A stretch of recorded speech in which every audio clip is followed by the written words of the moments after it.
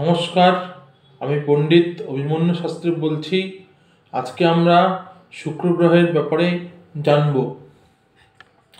বেদ এবং পুরাণের শুক্র সূর্যের বিশ্বস্রবা নামক রশ্মি দ্বারা পরিপুষ্ট হয়ে থাকে। সূর্য ধাতুর অর্থ সুচিতা, নির্মলতা, দীপ্তি। এইভাবে শুক্র এবং শুক্ল একার্থবাচক, অর্থাৎ সেম মিনিং। শুক্র গ্রহ শুক্ল এবং নির্মল দীপ্তিপূর্ণ বলে সম্ভবত এই নাম হয়েছে। পুরাণে শুক্র গ্রহকে জলময় গ্রহ বলে উল্লেখ করা আছে। মহাভারতের আদি পর্বের 66 অধ্যায় উল্লেখ আছে যে কবিসূত ও কবি বিদ্যাবিশরদ শুক্র গ্রহ ব্রহ্মার আজ্ঞায় ত্রিলোকের প্রাণযাত্রায় বর্ষণ অর্থাৎ বৃষ্টি হবে কি হবে না এই ব্যাপারে নিযুক্ত হয়ে ভ্রমণ করছেন। শুক্রের শুচিশ্রব্র কোমল রশ্মি সম্ভবত জন্ময় বর্ষণের কারণ হবে। বৃহস্পতি যেমন বৃহৎ তেজ গ্রহ, শুক্র সেরূপ নির্মল তেজ গ্রহ। বৃহস্পতি এবং শুক্র উভয়ই সমতেজপূর্ণ বলে একজন দৈত্যগুরু অপরজন দেবগুরু হয়েছেন। ঋগ্বেদে বেন নামে যে দেবতার উল্লেখ আছে, যিনি জ্যোতি দ্বারা পরিবেষ্টিত থাকেন। স্বর্গীয় বাল গঙ্গাধর তিলক মহাশয় দেখিয়েছেন যে ওই বেন নামক দেবতাই পাশ্চাত্য জ্যোতিষে ভেনাস এবং ভারতীয় জ্যোতিষে শুক্র গ্রহ। মহাভারতে উল্লেখ আছে দেবাসুর সংগ্রামে মৃত দেবতাগণকে দেবগুরু বৃহস্পতি ঔষধি দ্বারা জীবিত করতেন এবং মৃত অসুরগণকে দৈত্যগুরু শুক্রাচার্য মৃত সঞ্জীবনী মন্ত্র দ্বারা জীবিত করতেন। এইভাবে বৃহস্পতি এবং শুক্র দুইজন আচার্য হলেন। এই রূপকে আকাশের উত্তর ও দক্ষিণ ভাগের অসংখ্য তারকার মধ্য হতে দেবাসুর সংগ্রাম কল্পিত হয়ে থাকবে। ফলিত জ্যোতিষে শুক্র মানে অ্যাপ্লাইড অ্যাস্ট্রোলজিতে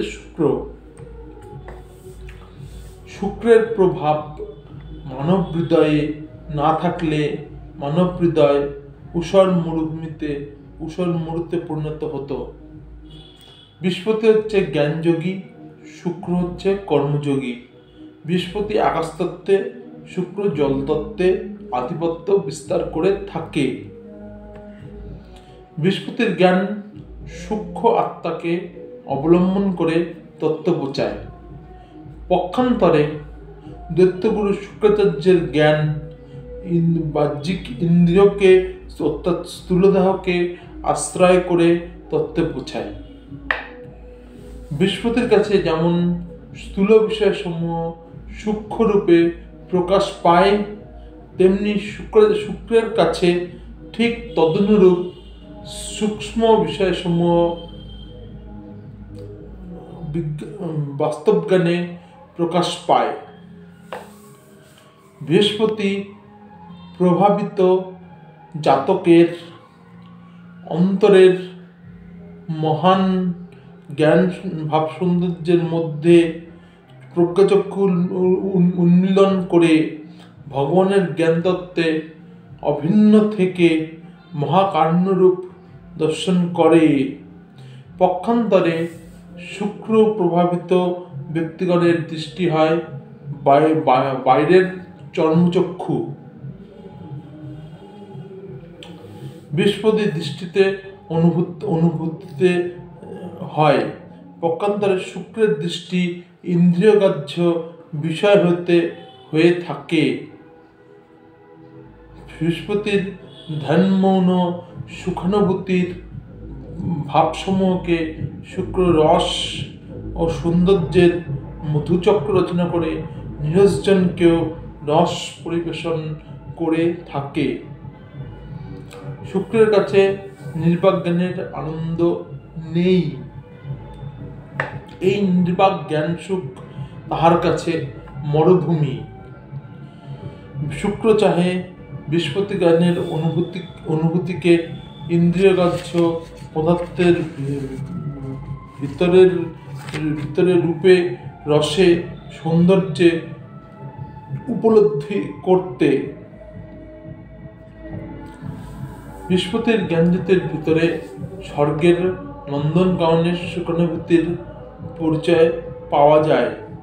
পক্ষান্তরে শুক্রের রসসঞ্চিত জ্ঞানের ভিতরে বিশ্বতনুতে স্বর্গের নন্দনকাননের ইন্দ্রিয়গ্রাহ্য সুখের প্রভাব বিদ্যমান। বৃহস্পতি প্রজ্ঞালোকের সুখকর পরম জ্ঞান, পক্ষান্তরে শুক্র মর্তলোকের ইন্দ্রিয় সুখের বাহ্যিক বিজ্ঞান। বৃহস্পতি সূর্যদেবতা, শুক্র ভূদেবতা। সুতরাং শুক্রপ্রপন্ন ব্যক্তির ভিতরে ভূদেবতার প্রাণপূর্ণ পরিচয় পাওয়া যায়। তার কাছে মানসী দেবতা, মানসী সত্য, লোকপ্রীতি ও পার্থিব সৌন্দর্যই শুক্রের নিরঞ্জনের প্রতি অমৃত সঞ্জীবনী সুধা। মহর্ষি জৈমিনী শুক্রকে বলেছেন, শুক্রেণ কবির্বাগ্মি কাব্যগশ্চ, অর্থাৎ শুক্র হতে কবি, কাব্য এবং বাক্যের মধুরতা বিচার করা হয়। মানবের জন্ম সময় শুক্র যে রাশিতে অবস্থান করেছে, যেভাবে অবস্থান করেছে, যে গ্রহ সংযোগ অবস্থান হয়েছে, তার প্রভাব সে সেইভাবে পেয়ে থাকে। জন্মসময় গ্রহ সংস্থানে দুর্বল ও পাপড়িত শুক্রের প্রভাবে সমাজে যে কোনো ব্যক্তিরই চরিত্রের অধপতন হয়ে থাকে। অন্য সময় গ্রহ সংস্থানে দুর্বল ও পাপড়িত শুক্রের প্রভাবে সমাজের যে কোনো ব্যক্তিরই চরিত্রের অবনতি ঘটে থাকে। এইভাবে নেতৃস্থানীয় বা দেশ নেতার উপর শুক্রের প্রভাব থাকলে একটা জাতি অধপতন পর্যন্ত যেতে পারে। দুর্বল ও গ্রহদুষ্ট শুক্রের বিজয় গৌরবে হয়তো শিল্প প্রতিষ্ঠান, সঙ্গীত কলা ও বিজ্ঞানে নতুন নতুন জ্ঞান বিকাশে দেশকে জাগ্রত করতে পারে, কিন্তু সেই জ্ঞানের ভিতর কামভোগের আশ্চর্য থাকে। এই গৌরব লোকচিত্তে বাহ্যিক আলোকছটা প্রদান করে, কিন্তু তাতে অন্তর্মুখী সত্য প্রতিষ্ঠা হয় না। এই গৌরব দেবলোকের নারদের বিনা ধ্বনি নহে, মর্ত্যলোকে শ্রীকৃষ্ণের কুরুক্ষেত্র যুদ্ধের পাঞ্চজন্য শঙ্খনিনাদ হতে আরম্ভ করে পরে রসতলের মরণ সঙ্গীত সৃষ্টি করে। নৈতিক চরিত্র গঠনের পরিবর্তে অসংযমী যৌন ভোগের দুর্বলতা, ঐশ্বর্য শুক্রের প্রভাবে হয়ে থাকে। এরপর আসবো আমরা শুক্রের স্বরূপ। রাজমন্ত্রী, সুন্দর দীর্ঘবাহু, স্থূলৌরু, গোলাকার মুখ, বীর্যধাক্য শরীর, হজল মেঘসদৃশ, নীলবর্ণ, সূক্ষ্ম ও গাঢ়, কুঞ্চিত কেশাগ্র, দুর্বর্ণায় সম্বন্ন, সুন্দর নিতম্ব, পরিচ্ছদপ্রিয়, শোভন চক্ষুদ্বয় কিন্তু ক্ষমাশীল, মন্থর মন্দগামী, ক্রীড়াকৌতুক প্রিয়, বুদ্ধিমান, কামদ বিষয়ে গোপনীয়তজ্ঞ, রজগুণী, বাৎসস্ম প্রকৃতি, জলতত্ত্ব, বসন্ত ঋতু এবং শয়নস্থানে প্রভাব বিস্তার করে। জীবদেহ ভোগ হচ্ছে শুক্র হচ্ছে জীবদেহে কোথায় কোথায় প্রভাব বিস্তার করে, সেটা হলো জীবদাহ হচ্ছে জীবদাহের শরীরের লাবণ্য, বীর্য মানে সিমেন, চুল, গ্রীবা, মূত্রাশয়, অম্লসাদ প্রিয়।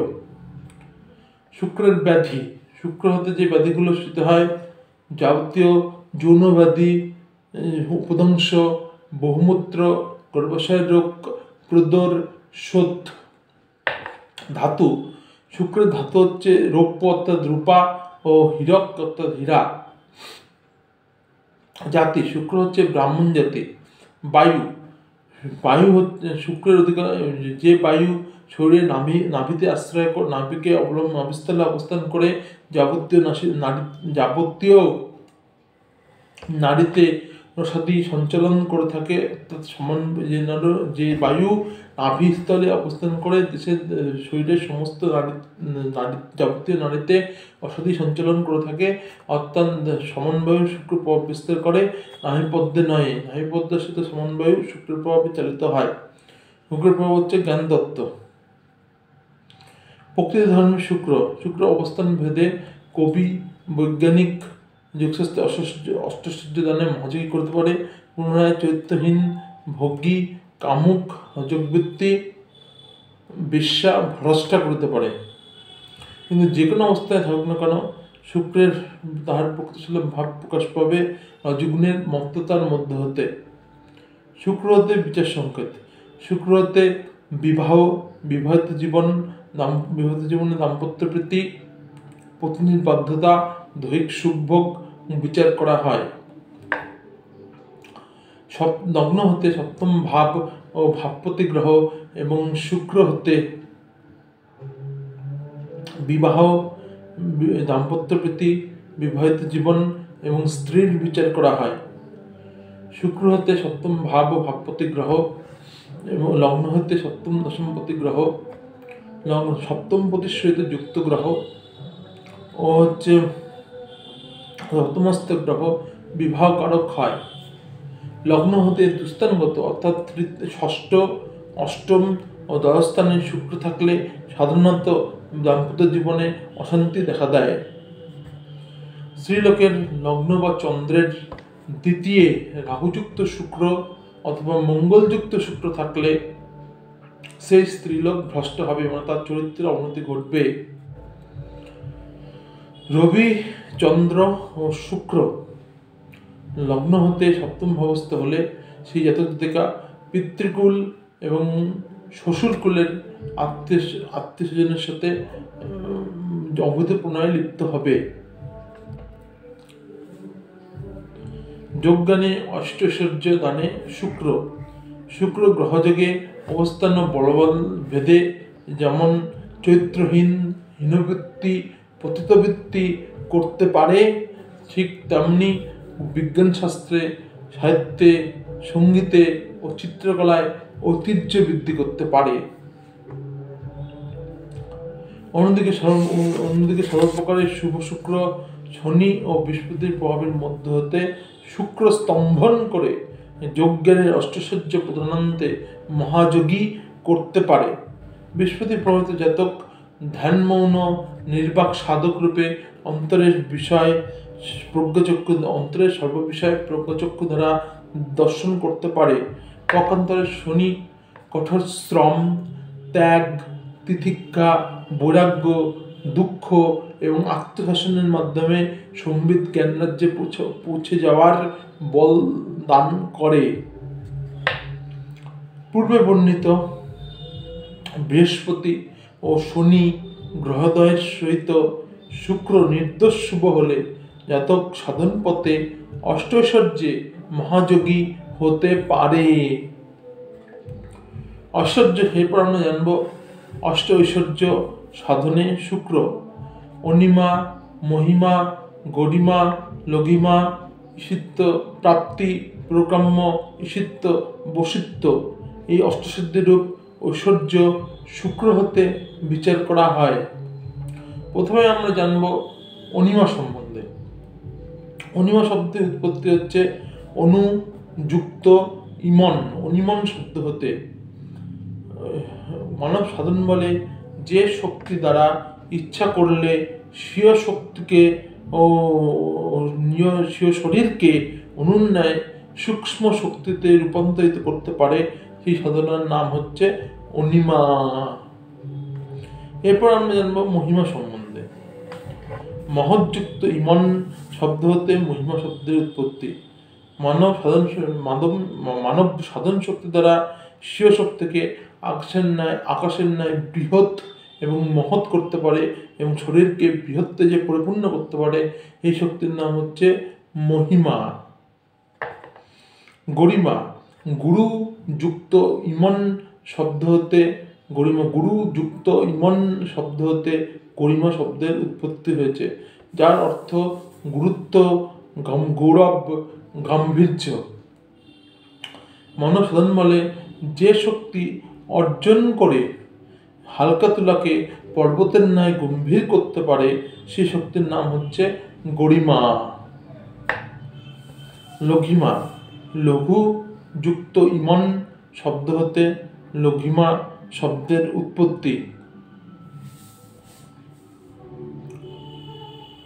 মানব সাধনার দ্বারা যে শক্তি দ্বারা সাধন বলে বৃহৎ পর্বতকে তুলার ন্যায় করতে পারে এবং শরীরকে পর্যন্ত লঘু করতে পারে, তার নাম হচ্ছে লঘিমা। প্রাপ্তি আপ যুক্ত ততয়সী প্রাপ্তি মানে পাওয়া, সান্নিধ্য পাওয়া। মানব সাধন বলে মর্তভূমিতে বসে আঙ্গুলের অগ্রভাগ দ্বারা চন্দ্রকে স্পর্শ করতে পারে, সেই শক্তির নামই হচ্ছে প্রাপ্তি। প্রকাম্য মানে প্রকৃষ্ট রূপে কামনা করা, তো মানব ইচ্ছাশক্তি প্রয়োগ করে খুশি মতো কার্য সম্পাদন করতে পারে, সেই শক্তির নাম হচ্ছে প্রকাম্য। ঈশিত্ব অর্থাৎ ঈশ্বরত্ব, মানব যে শক্তির প্রয়োগে সৃষ্টি এবং বিনাশ উভয় কার্যই সম্পাদন করতে পারে, সেই শক্তির নামই হচ্ছে ঈশিত্ব। বশিত্ব বসীন যুক্ত তয়বায় বশিত্ব অর্থাৎ ঈশ্বরের ঐশ্বর্য বা স্বাধীনতা। মানুষ সাধন দ্বারা ইচ্ছা অনুসারে সকল জাগতিক ও পারলৌকিক বিষয়কে স্বীয় বশে আনয়ন করতে, মানব সাধনের দ্বারা ইচ্ছা অনুসারে সকল জাগতিক ও পারলৌকিক বিষয়কে স্বীয় বশে আনয়ন করে স্বাধীন জীবনমুক্ত ভাব ধারণ করতে পারে, তাহাই বশিত্ব। এইভাবে অষ্ট ঐশ্বর্য যোগ সাধনার উন্নতি বা অবনতি শুক্র গ্রহের প্রভাবে চালিত হয়, গ্রহের প্রভাবে সম্ভবপর হয়। লগ্নের কেন্দ্র বা ত্রিকোণে শুক্র বলবান হয়ে অবস্থান করে রাহু, কেতু, মঙ্গল নিজস্ব পাপযুক্ত ক্ষীণচন্দ্র বা দুর্বল বুধের প্রভাব হতে মুক্ত হয়ে অবস্থান করে সপ্তমে শনি কামনাশ করে, নবমে বৃহস্পতি, নবমপতি এবং দশমপতি গ্রহ বলবান হইলে শুক্র সূচিত অষ্টসূচনায় এত মহাযোগী হতে পারে। নমস্কার, আজকে এখানেই আমাদের আলোচনা শেষ করছি। আপনাদের যদি ভিডিওটা ভালো থাকে অবশ্যই আমার চ্যানেল সাবস্ক্রাইব করুন এবং শেয়ার করুন। নমস্কার।